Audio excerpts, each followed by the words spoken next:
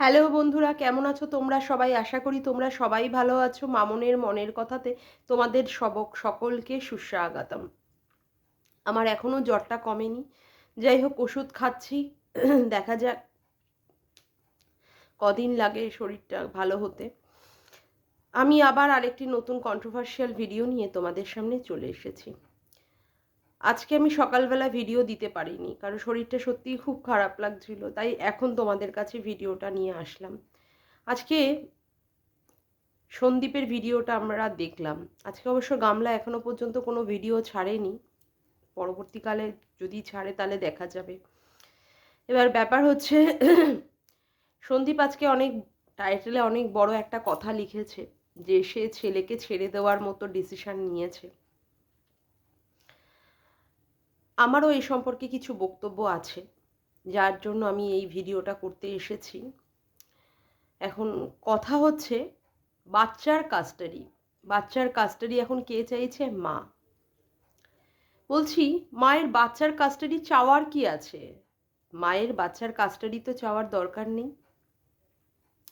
মা তার বাচ্চার সাথে থাকবে, বাচ্চা তার মায়ের সাথে থাকবে, এটাই তো আমরা দেখে এসেছি, এটাই আমরা জানি। তারপরেও কিনা এখন মাকে তার বাচ্চার কাস্টাডির জন্য চাইতে হচ্ছে, আবেদন করতে হচ্ছে। যখন একটা সন্তান মায়ের গর্ভে আসে তখন থেকেই মায়ের সাথে সন্তানটার একটা নারীর সম্পর্ক তৈরি হয়। মা কিছু যদি ওই সময় ওই প্রেগনেন্সি পিরিয়ডে যদি মা কিছু ভুলভাল কিছু খায়, কোনো খাবার, মশলা জাতীয় খাবার, অমুক জাতীয় খাবার, সাথে সাথে কি হতে থাকে, বাচ্চাটার উপরে এফেক্ট পড়তে থাকে। তখন কি হতে থাকে, প্রবলেম হতে থাকে শরীরের ভেতরে। এমনও অনেক সময় দেখা গেছে যে বাচ্চা জন্মানোর পরে, বাচ্চা যেহেতু ব্রেস্ট মিল্ক ফিড করে, তার জন্য মাকে কি করতে হয়, অনেক রকমের নিয়মানুবর্তিতার মধ্যে থাকতে হয়।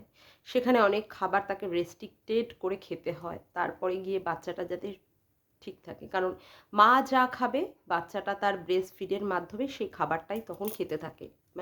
আমি বলছি বিফোর 6 মান্থস অবধি।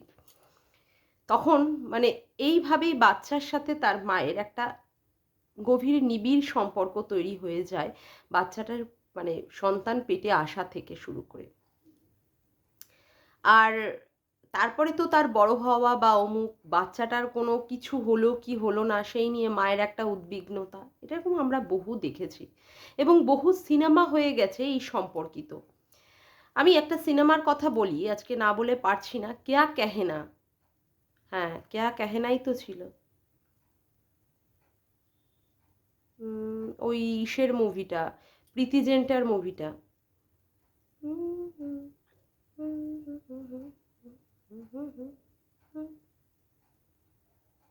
কেয়া কেহেনা।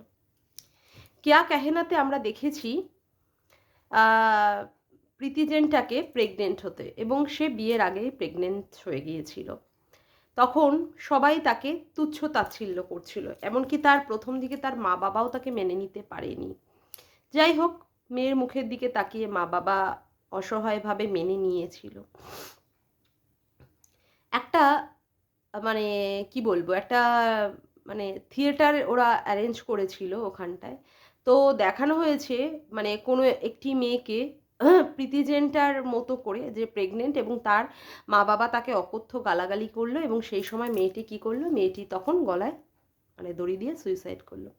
তারপরে প্রীতি জেন্টা উপরে উঠে, স্টেজের উপরে উঠে কিছু বলতে চাইছিল, তো কেউ সেখানে পারমিশন দিচ্ছিল না। যাই হোক, অ্যাট লাস্ট পারমিশনটা পেল। সেখানে এসে প্রীতি জেন্টা এসে বলল যে আমিও ভেবেছিলাম আমার এই বাচ্চাটাকে অ্যাবর্ট করে দেবো, কিন্তু সত্যি কথা পাইনি। ভেতর থেকে আমি শুনেছিলাম, মা মা তুমি আমাকে অ্যাবর্ট করে দেবে, তুমি আমাকে অন্ধকারের মধ্যে পাঠিয়ে দেবে, একটা আলোর দিশা না দেখিয়ে সত্যি একটা অন্ধকারের মধ্যে দিয়ে পাঠিয়ে দেবে। তাই শত যন্ত্রণা, শত কষ্টতেও এক অবিবাহিত মেয়ে সে কিন্তু সন্তান জন্ম দিতে চেয়েছে। এরকম আমাদের প্র্যাকটিক্যালেও অনেক কিছু এ ধরনের দেখা যায়, যে সন্তানকে বাঁচানোর জন্য মা অনেক কিছু নিজের জীবনের সাথে স্যাক্রিফাইস করে দেয়। হ্যাঁ, তবে তার ব্যতিক্রম কি হচ্ছে না? হ্যাঁ, হচ্ছে। কিন্তু যেটা সহজ মানে জিনিস, যেটা সবাই দেখে সেইভাবে আমরা বড় হয়েছি, মায়ের মধ্যে যে গুণগুলো, এটা হচ্ছে স্বাভাবিক যে মা তার বাচ্চাকে অল টাইম প্রোটেকশন দেয় এবং বাচ্চার জন্য মা যেকোনো দূর অব্দি যেতে পারে। আজকে গামলা এই বাড়ি থেকে বেরিয়ে যাওয়ার পরে ৮ মাস পরে সে তার বাচ্চাকে নিতে চাইছে। যেদিন ১৭ই আগস্ট যেদিন গামলা তার মা আর দাদার সাথে বেরিয়ে গেল জিনিস মানে তার আ প্রয়োজনীয় জিনিসপত্র নিয়ে, সেদিন তার বাচ্চাটার কথা মনে ছিল না যে সে একটা পেট ফেড়ে জন্ম দিয়েছে একটা বাচ্চাকে? সেদিন সে ভুলে গেছিল বাচ্চাটার কথা? সেদিন তার মানে মাতৃত্বটা কি মরে গেছিল? তারপরে এই যে ৭ মাস গামলা এখানে যাচ্ছে, ওখানে যাচ্ছে, এখানে ঘুরছে, ওখানে ঘুরছে, এইখানে খেয়ে বেড়াচ্ছে, ওইখানে খেয়ে বেড়াচ্ছে। লেটেস্ট হচ্ছে সে গেছিল মানে তীর্থ দর্শনে। সেখানেও পর্যন্ত তার প্রেমিকের হাত ধরে মানে দেখাই গেছে পুরোপুরি স্পষ্টভাবে প্রেমিকের সাথে করে প্রেমিককে সাথে করে নিয়ে গেছে। কিন্তু বাচ্চাটা তার কাছে মিসিং। এতদিন পরে মায়ের মনে পড়ল তার সন্তানটার কথা। পেট ফেড়ে সন্তান জন্ম দিয়েছে, সেই সন্তানটার কথা এতদিন পরে মনে পড়ল। তা বলছি সন্তানটার কথা এতদিন পরে মনে পড়ল কেন গামলা আপনার? সেদিন কি করছিলেন? যেদিন আপনি ১৭ই আগস্ট বাড়িতে জিনিসপত্র মানে আপনার প্রয়োজনীয় জিনিসপত্রগুলো নিতে ভোলেননি, কিন্তু বাচ্চাটা নিতে আপনি ভুলে গেলেন। তারপরে যেদিন মাল রিকভারি করতে আসলেন সেদিনও পর্যন্ত আপনি খাটটা খুলে নিয়ে গেলেন, বাচ্চাটাকে শুতে দিলেন না। আপনার কি উচিত ছিল না যে খাটে বাচ্চাটা শোয় সেই খাটটা রেখে যাওয়ার? কিন্তু না। আপনি সেই খাটটা খুলে নিয়ে চলে গেলেন ল্যাটাকে শোয়াবেন বলে। তারপরে ঘুরে আসলেন, ফিরে আসলেন এখানে ওখানে সেখানে গিয়ে তখনও পর্যন্ত আপনার বাচ্চার কথাটা মনে পড়ল না। এখন হঠাৎ করে বাচ্চাটার মানে ভালোবাসা, বাচ্চাটার প্রতি মমত্ব এগুলো জেগে উঠল। বলি এগুলো জেগে ওঠার কারণ কি? হঠাৎ করে এরকমভাবে কারণ? আপনি কি ভবিষ্যতে বাচ্চা জন্ম দিতে পারবেন না তার জন্য? নাকি আপনি সন্দীপকে টাইট করার চেষ্টা করছেন? যাতে করে আপনি কোনো দিক দিয়েই সাকসেস হচ্ছেন না। 498A কেস করেও আপনি সন্দীপকে জেলে ঢোকাতে পারলেন না। ১৬ জন উকিল লাগিয়েও আপনি পারলেন না সন্দীপকে টাইট করতে। এখন মিউচুয়ালি ডিভোর্সের দিকে আপনার যেতে হচ্ছে। তাও সেইভাবে আপনি জানেন কি আপনার হাসব্যান্ড আপনাকে মিউচুয়ালি ডিভোর্স দেবে না। তার জন্য আপনি কি বললেন ভিডিওতে? যে চুল্লু খেয়ে উল্লু খোরটাকে আপনার পায়ে পড়ার জন্য। যেহেতু দেখছেন যে সন্দীপ পায়ে পড়ছে না, সেই জন্য আপনি কি করতে চাইছেন এখন এইভাবে বাচ্চাটার মাধ্যমে টাইট দিয়ে সন্দীপকে আপনার পায়ে ফেলতে চাইছেন। আপনার যদি সত্যিই মমত্ববোধ থাকতো, আপনার যদি সত্যিই মাতৃত্ববোধ থাকতো, তাহলে যখন আপনি বেরিয়ে গেছিলেন পরকীয়া করবেন বলে, তখনই আপনি সন্তানটাকে নিয়ে বেরিয়ে চলে যেতে পারতেন। এতদিন আপনার ভাবতে হতো না সন্তানটাকে নিয়ে বা সন্তানটাকে কোথায় রাখবেন এটা নিয়ে ভাবতে হতো না। আপনি তো পরকীয়া করে বেড়ান। আপনি কি করে সন্তান মানুষ করবেন? কি করে? আপনি তো নিজেই লোকের এ বাড়ি, ও বাড়ি, সে বাড়ি খেয়ে, খেয়ে বেড়ান। সেখানে আপনার বাচ্চাটাকে কোথায় রেখে খাওয়াবেন? আপনি তো নিজেই রান্না করেন না। কোনো সময় আপনার বৌদি করছে, মা করছে, আপনি হয়তো খুব কম। সেক্ষেত্রে আপনার বাচ্চাটাকে কে টেক কেয়ার করবে? আর ওই নাচুনে পরিবার? কেউ ওই নাচুনে পরিবারের কোনো সদস্যই আপনার বাচ্চাটাকে টেক কেয়ার করবে না। আর আপনি তো পরকীয়া করে বেড়াবেন। বাচ্চাটা থাকবে কার কাছে? থাকবে কার কাছে? আর এই যে বাচ্চাটাকে আপনি নিয়ে যাচ্ছেন, সত্যিই ঠিকভাবে টেক কেয়ার করতে পারবেন তো? নাকি আজকে প্রতিহিংসা পরায়ণ হয়ে মানে সন্দীপকে টাইট দেওয়ার জন্য আপনি বাচ্চাটাকে নিয়ে যাচ্ছেন জাস্ট বাচ্চাটাকে মেরে ফেলবেন বলে? কারণ আমরা অতীতে দেখেছি সূচনা শেঠ এই ধরনের কিছু করেছে। তার স্বামীর সাথে তার পার্সোনাল ইগো মেটানোর জন্য বাচ্চাটাকেই পৃথিবী থেকে সরিয়ে দিয়েছে। এরকম কোনো কিছু মাথার মধ্যে খেলছেন নাকি? কারণ আপনাদের মতো মহিলাদের তো কোনো কিছুরই ঠিক নেই। হয় আপনি বাচ্চাটাকে বেঁচে দিতে চাইছেন, না হলে বাচ্চাটাকে মেরে ফেলতে চাইছেন আপনার স্বামীকে টাইট দেওয়ার জন্য। এর থেকে তো অন্য কোনো কারণ খোঁজা মানে খুঁজে বের করা মনে হয় না সম্ভব। যে মহিলা পরকীয়া করে বেড়াচ্ছে, যে মহিলার মানে ভিডিও তে পরিষ্কারভাবে ছায়ার মাধ্যমে, এর মাধ্যমে, ওর মাধ্যমে আপনি যার বাইকে করে ভ্যালেন্টাইন্স ডের দিন গেলেন, সেখানে তো পুরোপুরি পরিষ্কার যে আপনি ল্যাটার সাথে ঘুরে বেড়াচ্ছেন। তারপরে তো অন্যান্য মানে ভিডিওতে তো ভাইরাল হয়েই গেছে যে আপনি কোন বাড়িতে রাত্রে বাস করছেন, কোন বাড়িতে দোকানদারি করছেন, কোন বাড়ি থেকে আপনি কি করছেন। আপনি কি করে সন্তান মানুষ করবেন? আর এটা সত্যিই বোঝা যাচ্ছে আপনি সন্দীপকে টাইট দেওয়ার চেষ্টা করছেন। এবার আসি সন্দীপের কথায়। সন্দীপ, তুমি যে ডিসিশনটা নিয়েছো, আমরা সবাই তোমার পাশে আছি। সবচেয়ে বড় ভুল হয়েছিল তোমার স্ত্রী নির্বাচনের ক্ষেত্রে। এমন বউ নির্বাচন করেছো তুমি, যে ক্ষেত্রে তোমার পুরো মানে জীবনটা এবং পুরো সংসারটা পুরো তছনছ হয়ে গেল। মানে জীবনে লাইফ পার্টনার এমন খোঁজা উচিত যেখানে লাইফ পার্টনারের দ্বারা সারা জীবন সুখী হওয়া যায়। কিন্তু লাইফ পার্টনার যদি গামলার মতো মহিলা হয়, বা বলতে আপত্তি নেই মন্দিরার মতো মহিলা হলেও সোমনাথের জীবনেও সেই রকম যে কতটা শান্তি, সেটাও একটা কোশ্চেন মার্ক আছে। তো এ ধরনের মহিলাদের দ্বারা সংসার কোনোদিন সুখের হয় না। আমরা প্রত্যেকেই জানি সংসার সুখের হয় রমণীর গুণে, কিন্তু এই রকমের রমণীর যদি ছেড়ি হয়, তাহলে সত্যিই সংসার কোনোদিন সুন্দর বা সুখের হয় না। যারা পরপুরুষের হাত ধরবে বলে অন্য কোনো পুরুষকে বিয়ে করে পরবর্তীকালে আবার তাদের দিকে চলে যেতে হয়। মানে দালালদের ইনফরমেশান দিয়ে রাখতে হয়, মানে বৌভাতের সময় আমার সাথে কোনো রকমের শারীরিক সম্পর্ক হয়নি বলে 1 বছর ধরে আমাকে ছোঁয়নি। এই ধরনের ইনফরমেশান দিয়ে দিয়ে স্বামীগুলোকে কি করতে হয়, মানে স্বামীগুলোকে বেআব্রু করে দিতে হয়। আরেকজন কি বলেছিল, এক শনিবার ছাড়া নাকি তার হাজবেন্ড তার সাথে সঙ্গম করে না।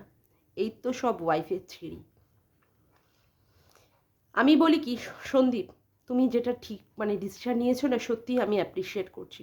লড়ো, টাফ ফাইট দাও। যত দূর যেতে হয় তোমার সন্তানের জন্য তত দূর অবধি তুমি যাও। তাও সন্তানের কাস্টাডি ওই ধরনের একটা মানে পরকীয়ারত মহিলা, একটা মানে জঘন্য চরিত্রহীনা মহিলা, একটা বদচরিত্রের মহিলার কাছে নিজের সন্তানটাকে দিও না। ও সন্তান মানুষ করবে না, ও তোমার সন্তানটাকে হয় বেঁচে দেবে, না হলে মেরে ফেলবে। এর অন্যথা ওরা অন্য কিচ্ছু করবে না। গ্রামের মানুষেরা তো দেখছে তোমরা কিভাবে সন্তানটাকে মানুষ করছো, কিভাবে তোমরা তার পাশে আছো। মনোবল আরও বাড়াও, আরও দৃঢ় করো, এবং তোমার পাশে আমাদের মতো কন্ট্রোভার্সি ক্রিয়েটাররা সব দিদিরাই তোমার পাশে আছে। এবং আমি জানি তোমাদের গ্রামও তোমার পাশে আছে, কারণ মাল রিকভারি করার দিন কিন্তু তোমার গ্রামের লোকজনরাই তোমার হয়ে কিন্তু দাঁড়িয়েছিল গামলার বিরুদ্ধে গিয়ে। এবং এই ব্যাপারে আমি বলবো, তুমি যত দূর যেতে পারো তত দূর তুমি যাও। দেখা যাক গামলা কত কিভাবে তোমাকে আর কত কত দিক দিয়ে হেনস্থা বা অপদস্থ করতে পারে। এখন কিছু কিছু সাইবার থানার মানে ফটো দেখিয়ে দেখিয়ে ওই মানে কমিউনিটিতে ঝুলিয়ে ঝুলিয়ে ভয় দেখাচ্ছে। তা কথা হচ্ছে তুমি সেইটাই করো যেটা তুমি ঠিক করেছো, এবং এর জন্য মানে আমাদের পূর্ণ সাপোর্ট আছে, পূর্ণ সহযোগিতা আছে। যে মা তার সন্তানটার কথা একবারও ভাবলো না, দুধ ছাড়ার আগেই তার মা তাকে ছেড়ে দিয়ে চলে গেল, সেই মা এখন তার সন্তানের মাতৃত্বের জন্য সন্তানের কাস্টাডি চাইছে? সত্যিই কি সে মা?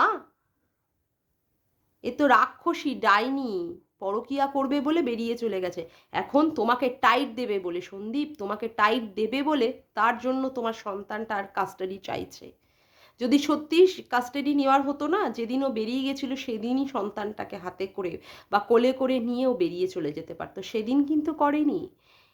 ওর কথাতেই প্রমাণিত ও সব দিক থেকে হেরে যাচ্ছে, অনেক অনেক টাকা খরচ করেও ও জিততে পারছে না সন্দীপ। তার জন্য তোমাকে টাইট দেওয়ার জন্য ও এই ধরনের ফন্দি ফিকির আটছে, এবং এখানে মদত দেওয়ার ওর পুরো পরিবার এবং মানে ফোকলা সবাই মিলেই ওকে মদত দিচ্ছে। আর কিছু কিছু দালাল ক্রিয়েটার তো ওর আছেই, সেটা তো তুমি ভালো জানো।